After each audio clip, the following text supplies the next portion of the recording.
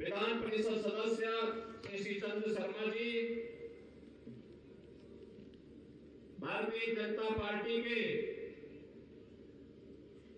क्षेत्रीय महामंत्री डॉक्टर विकास अग्रवाल जी, पूर्व विधायक सहेंद्र सिंह जी, चौधरी साहब सिंह जी, लोकेश दीक्षित जी, जितेंद्र सतपाई जी, सत्येंद्र सोलंकी जी,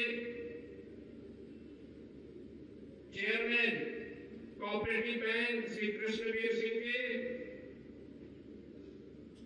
आज के इस कार्यक्रम में उपस्थित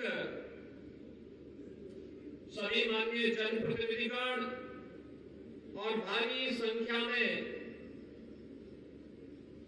बागपत जनपद के सभी विधानसभा क्षेत्रों से उपस्थित मेरे उपस्थित भाइयों और बहनों,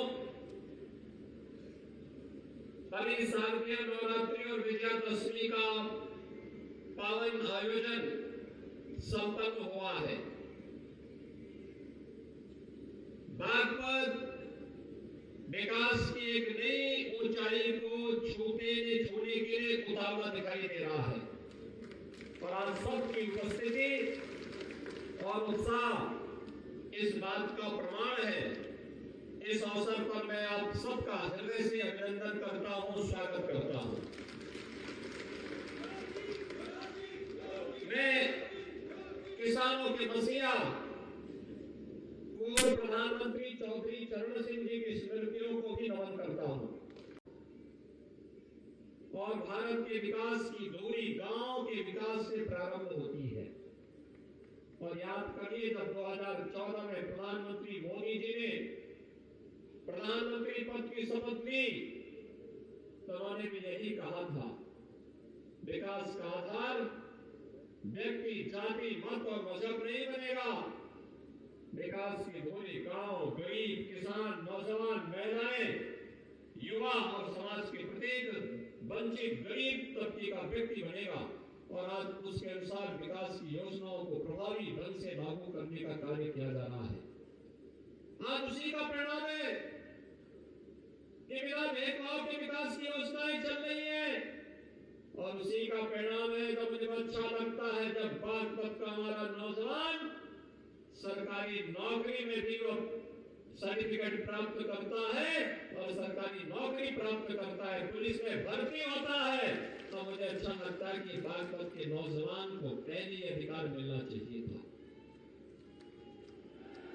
मुझे याद है जब मैंने उत्तर प्रदेश में 17 में मुख्यमंत्री पद की शपथ लेने के बाद, इससे पहले भी बागपत के नौजवान भर्ती होते थे, तो मुझे बताया कि साहब 20-25 सालों में यहाँ के नौजवानों को जगह ही नहीं मिलती थी, भेदभाव का शिकार हो जाता था। और आज भाइयों बहनों, मैं आप सबको आश्वस्त करने के लिए आया हूं, ये नए भारत का नया उत्तर प्रदेश है।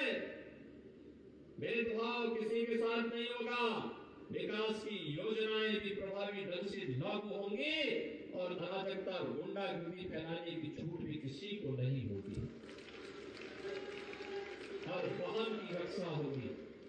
याद करिए, बागपत को भगवान राम ने जो 5 गांव मांगे, भगवान कृष्ण ने जो 5 गांव मांगे थे, उनमें से बागपत एक था। और ये 5 गांव द्रौपदी के चीर हरण की रक्षा करने के फलस्वरूप मांगे जा रहे थे कि भाई देखो, अगर महाभारत को बचाना है, महायुद्ध को बचाना है, उसकी पृष्ठभूमि तो द्रौपदी के चीर हरण से ही पड़ गई थी। वो तो होना ही था, तो भगवान भी जानते थे। लेकिन दुर्बुद्ध दुर्योधन मानने को तैयारी नहीं था। वो तो ये चाहता था कि 1 इंच जमीन नहीं दूंगा। और अंत में क्या हो गया, सब कुछ समाप्त हो गया। आप तो उस विरासत के प्रतीक हैं जिन्होंने इतिहास को देखा भी है और इतिहास को बनाया भी है। भारत के इतिहास को सरकार अन्नदाता किसानों के साथ में है। और बागपत चीनी मिल के लिए भी हम लोगों ने अपने कार्य, योगेश दावा ने मुझे प्रस्ताव प्रस्ताव दिया था। और भाइयों बहनों, आज यही कहने के लिए मैं आपके पास आया हूं, हमें विकास के लिए कार्य करना है। आज आप देखिए ना, पहले कोई सोचता था यहां हाईवे बनेगा, Delhi Baroda Dehradun greenfield express highway बनता है, एकदम 2 घंटे के अंदर इस दूरी को तय कर देंगे। ये विकास लाएगा, डेवलपमेंट, रोजगार सृजित करेगा, नौजवानों के प्लान को रोकेगा, घर पे ही लोगों को कार्य मिलेगा, यहां की जमीन के दाम आसमान छूते हुए दिखाई देंगे।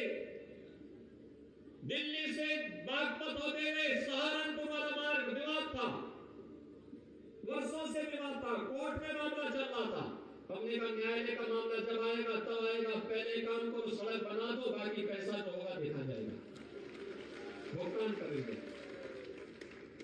लेकिन पब्लिक को क्यों परेशान होने दे? ये सरकार और कॉन्ट्रैक्टर जो देगा, न्यायालय जिसके पक्ष में फैसला देगा, हमारे पक्ष में देगा तो हम पैसा दे देंगे, और अगर कॉन्ट्रैक्टर के पक्ष में देगा भुगतान करेंगे, देखेंगे। लेकिन पब्लिक को परेशान नहीं होना चाहिए। और भाइयों बहनों, इसीलिए मैं आज आया हूं यहाँ पे।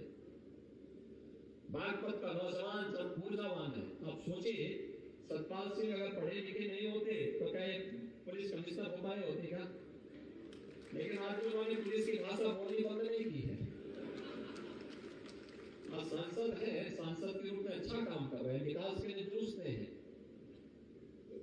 लेकिन यहाँ पे आपके पूर्वजों ने कॉलेज बनाया, तो कॉलेज के माध्यम से यहाँ के नौजवान पढ़ लिख गए, विकास कर रहे हैं, अच्छी सोच के साथ दुनिया को देखा है, तो वो विकास यहाँ भी आना चाहिए। और विकास की योजना को आगे बढ़ाने के लिए मैंने इसीलिए कहा है कि जनता वैदिक अगर जमीन के मानक पूरे हैं और प्रबंधन तैयार है, वे प्रस्ताव दे दें, सरकार को सौंप देंगे तो सरकार इसी को एक विश्वविद्यालय बना देगी। भाइयों बहनों, ये विश्वविद्यालय अगर बन जाएगा, नए विषय आ जाएंगे, सारे विषय जो चल रहे हैं इसको तो हम ऐसे ही चला देंगे, ऐसे ही चलेगा। साथ साथ नई चीजों को भी समावेश कर देंगे बागपत के लिए, आसपास के जनपदों के लिए। अब उत्तर प्रदेश, पहले चरण में हम लोग जब आए थे, हमारे पास 6 कमिश्नरी ऐसी थी जिसमें एक भी विश्वविद्यालय नहीं था। भाइयों बहनों, आज के दिन पे सभी कमिश्नरी के लिए हमने एक भी विश्वविद्यालय खोल दिया है, और कमिश्नरी में एक विश्वविद्यालय। और अब हम लोग चल रहे हैं जैसे 1 डिस्ट्रिक्ट 1 मेडिकल कॉलेज, बागपत के मेडिकल कॉलेज के शिलान्यास के लिए जो बहुत शीघ्र आने वाले हैं। आज पर चूंकि बड़ौद में कार्यक्रम था, तो आज इसलिए बड़ौद में कार्यक्रम कर रहे हैं, तो बागपत के लिए भी तो कुछ चाहिए था, तो बागपत में भी आएंगे भाइयों बहनों, करेंगे। तो बागपत में बड़ौद में विश्वविद्यालय होना बहुत आवश्यक है, यहाँ का प्रमुख कस्बा है, विकास की नए आयाम खोलेगा।